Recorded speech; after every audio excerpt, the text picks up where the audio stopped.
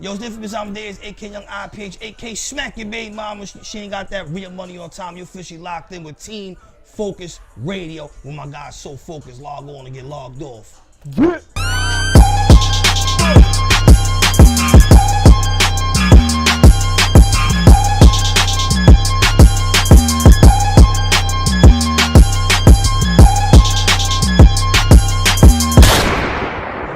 WECS 90.1 FM, Team Focus Radio. I'm your host, So Focus. I got my man right here, Inf in the building. What's going on, man? What up, boy? Chilling right now. In Queens right now. Up. Thank you, man. I appreciate it. I had y'all plugged to the strip club. Yeah, it was a long ride. So after the interview, you're going to see some titties. Respect, see man. some ass. I'm about to have a crazy night tonight, man. But first of all, I want to say that I've interviewed people from everywhere. Rock Nation, this is 50.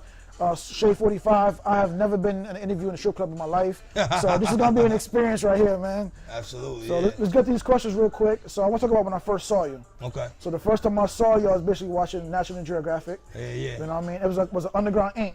Yeah, Underworld Inc. Underworld Inc. Excuse Underworld me. Inc. Yeah. So I remember you was basically selling a drink and all that. Yeah, but nutcrackers. Nutcrackers. Mm-hmm. But it kind of stemmed from like moonshine. Moonshine. Yeah, right? I mean, well, the way that they did the episode was Correct. they basically wanted to show they had already shot the moonshine. Okay. Shit already. So they had that shot already, and yo, believe it or not, they actually found me on Facebook. Wow. They found me on Facebook. Like I was telling you off air, like I already had a legitimate business. Right. So I was very swift with search engine optimization. For people that don't know what search engine optimization is basically when you put certain words in Google, your name pops up first. Yeah. So, you know, I already had a print magazine, I already was an established film director, and I had the Facebook page for Nutcrackers. So when you Google Nutcrackers NYC, my shit was the third shit that popped up. Yeah. So they hit me on Facebook, and I honestly, I thought it was bullshitting at first. Like, yo, we from the name of the company is Wall to Wall Productions. Wall to Wall Productions, we doing a series for National Geographic. We want to talk to you, you know what I mean? Yeah. So, yeah, I met them the next day. I don't know, they must have thought like I was fully like a hood nigga, like I was gonna jump off the A train or something. Like I'm in the Beamer, I'm coming out. And yo, it just clicked from there, man. And we shot it, like literally, it literally happened in like 3 days. Wow. It's like they saw me, they hit me Tuesday, I saw them Wednesday, we were shooting Thursday and Friday. Dang. So like how popular, like after doing that right there, like how visible were you to everybody? Like did everybody know who you were after that? Yeah, I mean, overnight, I literally became the face of Nutcrackers. Wow. I mean, not that I wasn't before, but if you're not from New York City or some derivative of New York City, you have no idea what a Nutcracker was. Right. Yeah. National Geographic took Nutcrackers global. Right. You know what I mean? Like it took it out of New York City. Now you got kids in London that got Nutcrackers. You got kids in Russia. You got people in Brazil. Like I'm in Mexico with my family on vacation, and niggas in Cancun is stopping me. Like in other countries, I'm getting stopped. In other states, I'm getting stopped. So the visibility on National Geographic, like we were talking off air again, it's a completely different platform. Like you know people from VH1, you know people from BT, you know no one from National Geographic. Right.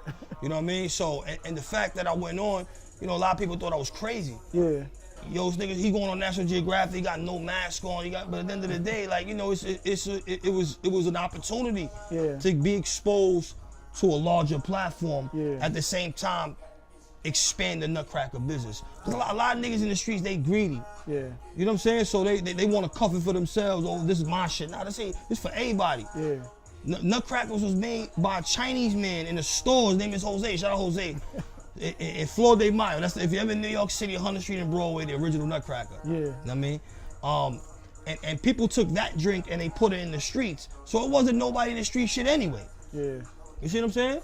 So fuck it, let's all get money. Let's expand that. Let everybody eat. Let everybody get some ideas. You know what I mean? Yeah, definitely. So where you from? From the Bronx. The Bronx. So what would you say your experiences there growing up in the Bronx? Oh, I love the Bronx, man. The Bronx keeps me grounded. You know, being from the birthplace of hip hop, it's weird because even though I'm from the Bronx, I grew up listening to a lot of Queens artists. Yeah. Like Nas and Mobb Deep and like, you know, those are like some of my influence early on when I was just being an artist. Like the authentic boom bap sound. Yeah. That Queens sound from that era created what we know as the boom bap sound. You know what I mean? It started with like Wu-Tang and then it just escalated. But yo, shout out to Queens, man. You know, I feel like I'm connected to them in some sort of way. You know what I mean? You're also an artist too, right? Yeah, I was an artist. Was an artist, okay. Full time. I was an artist. I had 3 record deals, and then you know what I mean. it just ain't really worked out the way I wanted it to. So, you know, I made a decision to go behind the scenes. Yeah. And yo, it was the best decision that I made. Yeah. Ever. But how did you become an artist though? Because here's what's going on today's day, right? Like I got a lot of younger cousins and all of them rap. Everybody's a rapper nowadays. So what was your mindset at the time to think, you know what, I want to be a rapper too? I mean, I was rapping before I went to prison, but really in jail, that's when I really perfected the art of rap. Because you ain't got shit else to do. You know what I'm saying? And rap got me through my jail time. Yeah. Not having a lot of drama. You know what I mean? Like, yo, he's a Spanish nigga with the long hair with the bars, you know what I mean? And it keeps you entertained. So when I came home, I had met this guy named LaRue, shout out LaRue. And he was basically like the first person that was like, yo, listen, you could actually do some shit with your life off of music. So, you know, he was literally picking me up off the street, like from the crack spot. I was still in the streets. Yeah. Picking me up and taking me to the studio and just build my craft. And then, you know, and it just kind of went from there, you know? Yeah. So you also work at Sirius FM? Yeah. Shout out Lord Sear Special. I'm affiliated with the Lord Sear Special on Sirius XM, Shade 45, 24. Right. So for people out there, because a lot of people are trying to jump to radio, commercial radio now. So what was that process to get on there? National Geographic.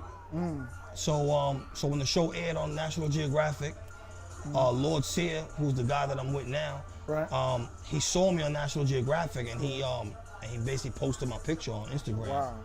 Like, yo, who the fuck is this nigga? So he had a Friday show called The Drunk Mix. Yeah. And like niggas would be calling in, yo, it's The Drunk Mix, what you drinking on and shit. He's like, yo, who's this nigga with the nutcrackers? You know what I mean?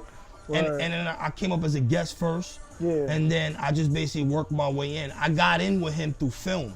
Right. Because I already had a film resume. I had shot, you know, everybody, Papoose and the Locks, and you know, my resume is extensive with the film. So I got in with the film, and I basically just got on there by the luck of the draw. Yeah. You know what I'm saying? Like just, you know, somebody getting sick and just getting on there, and then I had to pick up DJing. You know what I mean? Because DJing was my way to kind of get like my own spot. You know what I mean? So, and we was on that Drunk Mix heavy, 3 to 4. You know, shout out Lord Sear. You know what I mean? He put me in a great position to be affiliated with that movement. Like you being a DJ, like how did you decide to be a DJ? I started being a DJ with the radio because, like I said, I needed to create a lane for myself where I can basically get my own time. You see what I'm saying?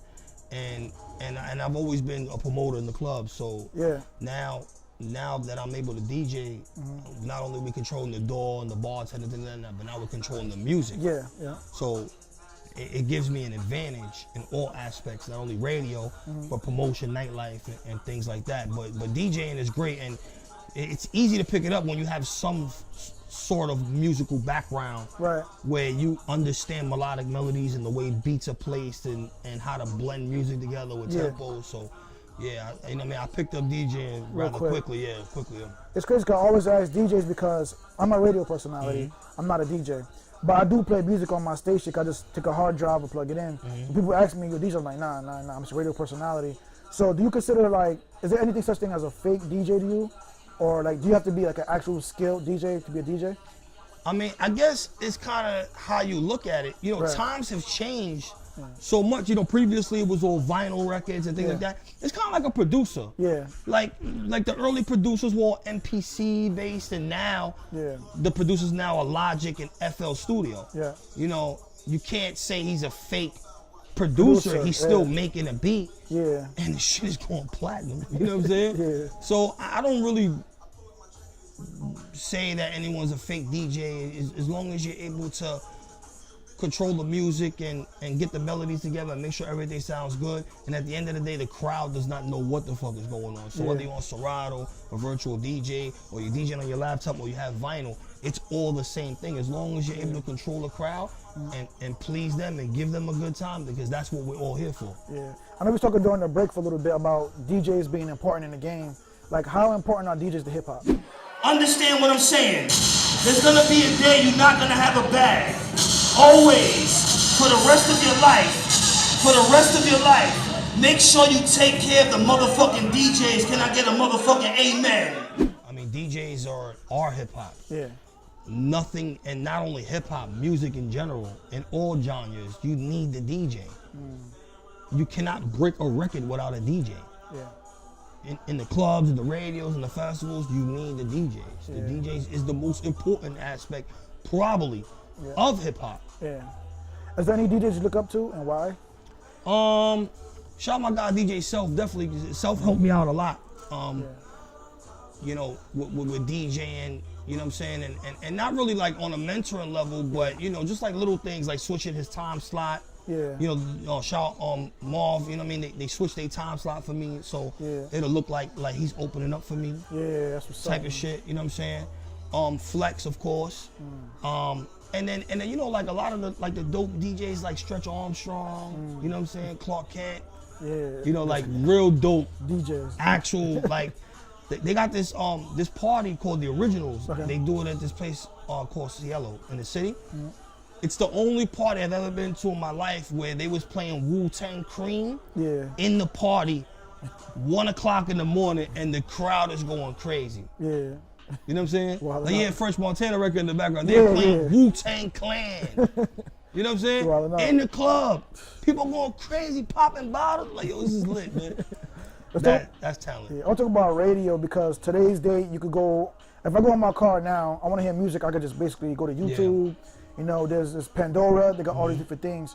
So with these different things being out right now, do you think that 5 years from now that radio will exist still? Absolutely. Because radio will always dictate the market, especially FM radio. FM radio is the free option. Right.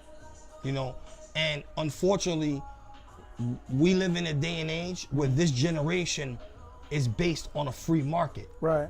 Ever since Napster came out.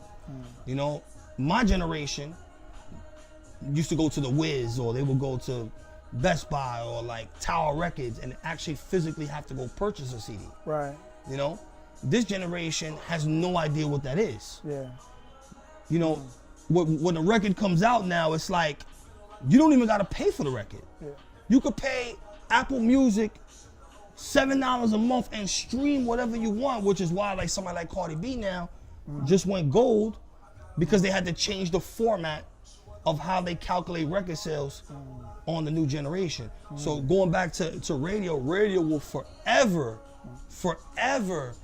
dictate the market, not only for music, but for the artists and for the DJs. You need radio to not only spread your record, but for the artists to make more money. Right. You know what I'm saying? On the side, I'm a promoter. Yeah. You a new artist. Right. If you on SoundCloud, I ain't gonna rock you, but if you on FM radio and your likeness is gonna make me some chicken, I'ma book you. Right. So FM radio is always gonna be on forever. So you have Live 89 FM all on your hat, the shirt. Yeah, Live 89 FM, that's the new wave right now. I'm on there every single day, Monday through Friday, 4 to 7. And then you can get a recap of my show on Saturdays and Sundays. Live 89 FM. So Live 89 FM is a 24/7 streaming platform. It's commercial free, and it's basically the alternative to FM radio. Whereas FM radio is gonna play the top 10 hip hop songs on Billboard, Live 89 FM, we're gonna play like the classic album cuts. Right. Like you might hear a random Nas album cut from his 7th album, track 4, in rotation. You know what I'm saying? On the station. So it gives the listeners an option where, you know, a lot of people complain about the current state of music. Yeah. You know, it's very auto-tune driven. It's like, I like to call it trap and B. Like, this is what I like to call it. Trap and B. It's like R&B, but trap. Right. Everybody's singing, you know what I mean? So the people that don't want to listen to that, you have Live 89 FM now. And you also got Sirius XM as well. Right. Because Sirius XM is another alternative to the FM radio format. You know, it's uncensored radio, it's commercial-free radio, and you can tune in and find different options of things that you want to hear. Yeah. I always ask people in the industry when I question them, like, how do you react when you've been in the industry, you have family members and friends come out of nowhere that kind of want to get down, or people come out of nowhere, can they see you with this person and that person and want to get on? Like, how you decide, like, this person's trying to use me, you know? You know, that's a very good question. Yeah. It's very difficult to differentiate who has your best interest and who is trying to get one up on you. Right. You know what I mean? we are all trying to advance in life. You see what I'm saying? Right. Everyone's trying to advance in life. Right. So people may do things that's not malicious, they just trying to get on. Right. You know, it can become annoying, obviously, and I'm sure that many people who are in my position where you would be considered the outlet and have multiple services, you know, would kind of feel like that. But I try to pay as much attention to the artist as I can. Right. You know what I mean?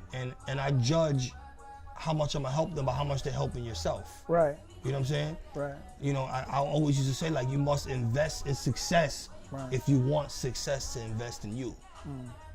Because what from my experience, there's a thing called perception. Absolutely. Right, social media. So for example, I'm interviewing you, so somebody will go on my page after I post this, and they see you and see where you at and who you hang out with, and they be like, okay, he's connected to that, so let me start rocking with him. So even me doing like college radio, I'll get people who, when I first started, who wouldn't even want to come on my show, and they'll see me interview somebody like you, and then now they want to come. Because that mindset is like, yo, I think he's going somewhere. I can't lie, like it is frustrating sometimes. Well, you know? because music and the entertainment industry is about public perception, and it's about your image, and it's not who you know, it's who people think you know. You see what I'm saying? There's a difference. It's not who you know. If you're watching right now, it's not who you know, it's who people think you know. Meaning, you follow hundreds of motherfuckers right now on your timeline that you think they lit, but they not lit.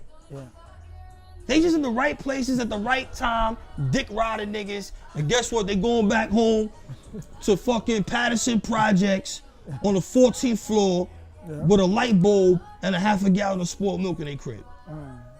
You see what I'm saying? Yeah.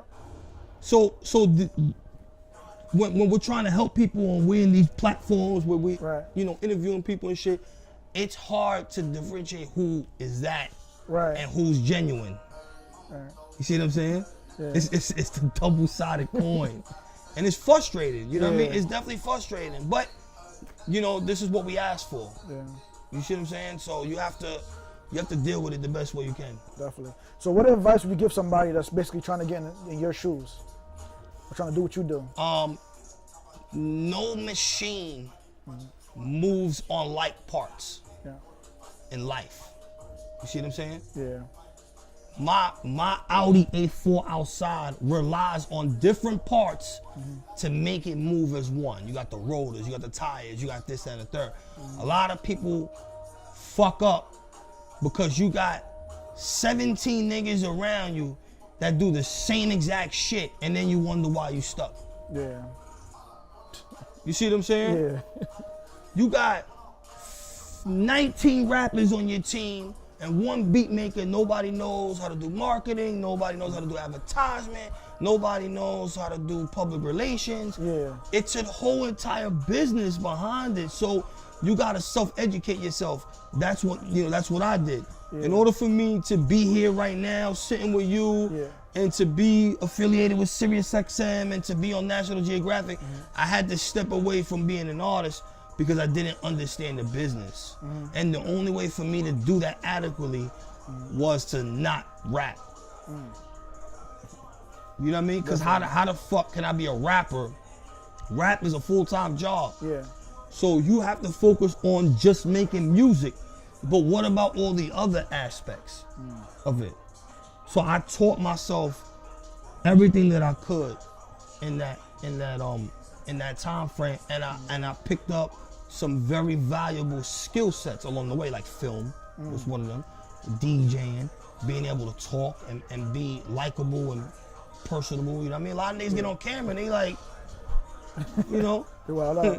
You know what I'm saying? And building relationships and communication and again, understanding the business, because at the end of the day, this is a business. Period. It's 90% music. It's my fault. It's 10% music, 90% business. Yeah. It's funny getting back to what you were saying about a whole bunch of rappers, because I interviewed a lot of people. And for me, it's like when I see like 10 people come together and everybody's a rapper, to me I get confused. Yeah. Cause me, like, well, I'm kind of self-made. I do it on my own. Like, I have a cameraman and that's it. Or I have somebody who answers my emails, but that's it. So it's like, how do you go about picking your team? Because in my mindset, I like to see like a a rapper, a cameraman, and a manager or a graphic designer, because everybody benefits from each other. Yeah. I think that's what makes a good team. Absolutely. You basically just answered your own question right now. Yeah. You have to be able, once you understand the business and what it takes to move your machine, then you got to start looking for those parts. Right. You know what I mean? Yo, I need a DJ. I need a photographer. I need a camera guy. I need someone who's good at public relations. Yeah. You know what I mean? For my hood people, you need someone that talk that white lingo. Yeah. It's real though. You laughing, but it's real. Like it's real. I believe it. I'm telling you, certain niggas close doors for themselves because they want to live by some code in the street that doesn't exist. Yeah. Oh, I can't be around no white man. Nigga, you better get this chicken, boy. you better get around these educated people that not even white, black, whatever, educated people. Right. You know what I'm saying? And you need those. You got to surround yourself with those type of people so you can become successful. Definitely. Do you have any crazy industry stories? Oh man, I got a bunch of. I almost got into a fist fight with DMX in Maine. I got a bunch of shit. Me and DMX almost got into a fist fight. Whole long story short, I booked the show for him. Yeah. He skipped out on the first date. Second date, we in Maine, and he's like, outside the hotel, yo, Inf better bring my bread and all this shit. I'm like, nigga, I'm not giving you a fucking dollar until you pull up to the show. Then we get to the show, he don't want to perform. Yeah. So I kind of felt a certain way about it. You know what I mean? And this was the same week that he had basically caught like that heart attack. Yeah. And not to skip too fast in the story, but the day before when he skipped out on the show, he had a whole bunch of Rough Riders in the lobby. Yeah. He was telling them, he's like, you know, it's all about being loyal to your fan base and showing love. But I'm like, my nigga, we here in a town where they not making New York money. These niggas probably spent their last dollar to come see you. So how the fuck you going and preaching this shit to these niggas? But here we are and you walking out of them. He told me to step outside. I'm like, nigga, what's up? Yo, this shit was crazy, man. I've been through a whole bunch of shit. I was doing booking for a while. Like I was like a booking agent. I was booking. Man, yo, when you're on the road, let me tell you, road life is fucking crazy. You know what I'm saying? One time, I don't want to say the rapper's name, but we were in New Hampshire, and basically I had left the rap at the venue. He jumped in the Sprinter, he went to the hotel. Police came when we was in the venue and fucking unplugged the shit and told niggas to get out of here. And he went on the mic, yo, I'm staying at this hotel. This is the address. And I pull up to the hotel, there's 150 bitches outside. Yo, 150 bitches. I go in the room, he hitting one girl and two of them is standing outside waiting their turn. Like, yo, shit crazy, yo. Yo, man. Being a rapper is fun, man. Yeah. You know what's crazy is like, and I barely talk about this on air, but like even like me coming up, like I've been in situations where I interview somebody and somebody be like, yo, I rock with you, homie. Yo, here's my number, hit me up. You call the number, no response. Yeah. And then like somebody said to me in the industry, you see it on one of my past interviews, Miss Sherry, and she said to me, everybody's using everybody. Yeah. Just make sure that when somebody's using you, that you can use them too. You know, do you believe that? Do you believe in that words right there? Yes and no. I think that a part of a network is naturally gaining from each other. Right, yeah. You see what I'm saying? So some people get upset, like if, for example, like you're here, right? And then you meet a DJ through me. Right. And you go on your own and book them, like, why would I get upset about that? Right. It's a network. Right. The whole point is to grow off of each other. Yeah. But people get upset about shit like that when they are replaceable. The goal in this business is to make yourself unreplaceable. So meaning, if I send you to that DJ, you may get that interview, but if you want to do other shit, you still gotta go through me anyway. Because I've made myself so valuable in their life that they not gonna cut me off for you. They're gonna do the interview, but somehow it's gonna come full circle back to me. And I've made a career off of this model, literally being someone that's not replaceable. And I encourage everyone to figure out how they can do that, you know what I mean, in their own, whatever they're doing, not only in the industry, but you're a carpenter, you're whatever, you know what I'm saying? Yeah, like for myself, like I ain't gonna lie, like when I first started happening to me, I was kind of in my feelings at the beginning, and then you kind of get adjusted to it. Like when you kind of get used to people slamming the doors in your face or saying no, that I'm just immune to it now, to the point where it made me work harder. And I was telling somebody earlier, like I have this hustle mentality where it's like, I just want to outwork everybody. You know, is that the same mentality you have too? Oh yeah, I wake up every fucking day ready to outwork every motherfucker on planet Earth. Word. I'm trying to work like Mexicans, like on the corner waiting for a job, like grind time. Every day. You know what I mean? In this business, it's go time from the moment you wake up to the moment you go to sleep. It's go time, period. If you didn't want it to be go time, you should have went to college. Or you should have been a doctor or a lawyer where you can clock in, clock out. There is no clock out in this shit. The moment you wake up, you're in, and the moment you go to sleep, that's when you're out. Respect. So I'm gonna ask you the question I ask everybody to come to my show. Where do you see yourself in 5 years? Definitely not making any more music. I mean, I haven't made music in a while. I do have another album coming out called The Untouchables. Okay. I got Cool G Rap, Vado, Tony Sunshine. I got a few people on there. I've been holding it for about 3 years. Yeah. But I would say that would be the end of that aspect. Okay. Of hopefully, you know, in 5 years I'll be able to create a better situation where I'll be able to feed multiple people. Yeah. You know, a lot of people do eat off me, but I mean like really feed niggas. Yeah. You know what I'm saying? Where, you know, it's salary. You know what I mean? Where, you know, even my lady could quit her job and like work for me. Like, you know what I'm saying? And I'm working on building my empire to pass on to my kids and things like that. So definitely 5 years from now, I see myself, you know, in a better position. Not that I'm in a bad position right now, but we can always improve. Yeah. Are you still doing the magazine right now?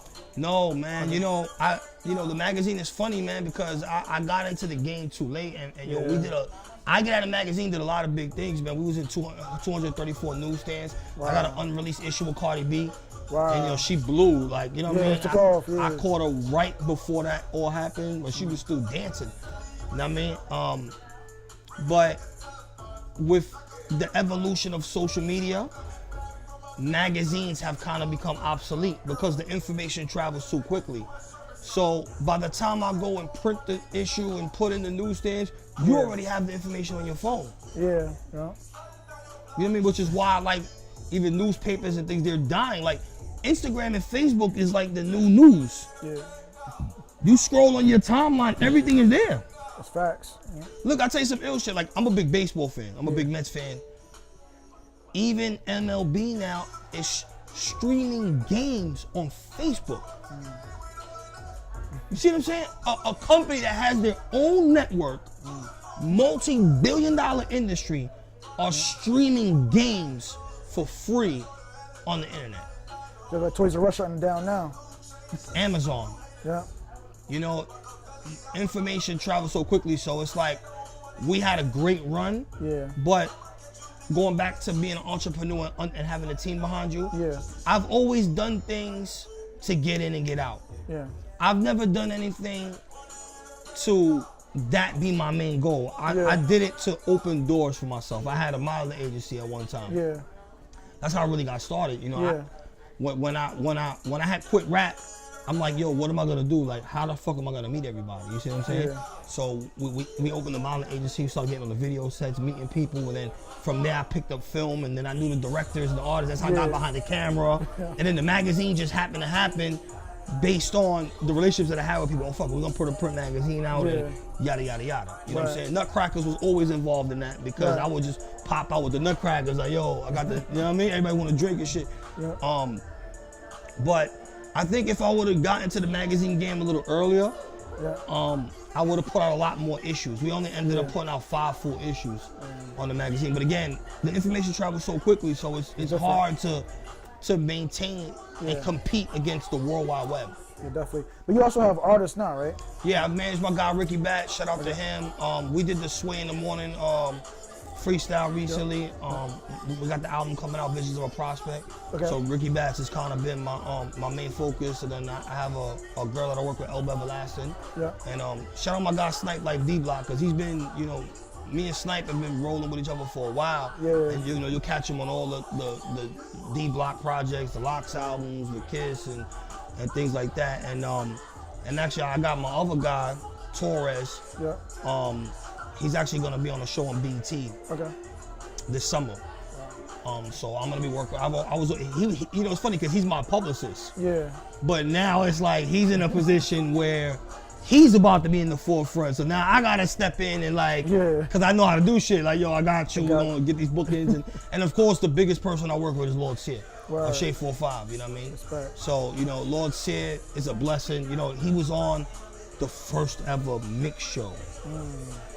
Like, when you really think about that, like, you know what I mean? The Stretch and Barbito show. Like, you know, being around Lord Sear has been a blessing. It's opened up so many doors with radio and DJing and just the respect. Yeah. You know, being affiliated with someone of that stature. You know what I'm saying? Definitely. So shout out to my guy Lord Sear, definitely. You know what I mean? So people out there, how can I get in contact with you on social media? Oh, listen, you can follow me, the Inphamus Amadeuz. All right. Hashtag smack it. Listen, let me get over here. Hashtag smack your baby mama, okay? I say it, they laugh, I'm serious. Hashtag smack your baby mama, okay? But yeah, the Inphamus Amadeuz on all social media platforms, YouTube, everywhere. Once again, Live 89 FM. Yeah. The website is up, live89fm.com. The iPhone app is out and the Google Play app is out.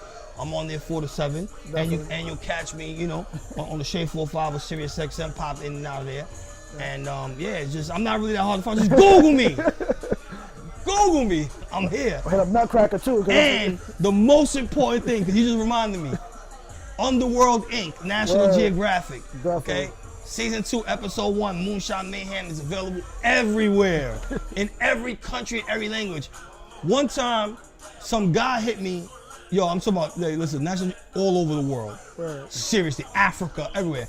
Guy hit me, he's like, yo, I'm from Russia. You want to hear how you sound in Russian? And he sends me a clip of me talking, but the Russian in the back, like over there. You know what I mean? I'm like, yo, this is crazy. So yeah, National Geographic, Netflix, everywhere, Underworld Inc. Yeah, definitely, man. And make sure you get that Asshole Focus of Life. Got to do Infight here, WECS, 90.1 FM, T-Focus Radio. That's right. We got a strip club, so I got to get out of here, man. It's about to get crazy. I got some ladies, man. So we out here, T-Focus Radio, man. Thank you for having me, man. That's right. Nah, thanks for coming, man. I appreciate y'all. Thank you, man. T-Focus Radio. You know what it is. Co-sign, baby.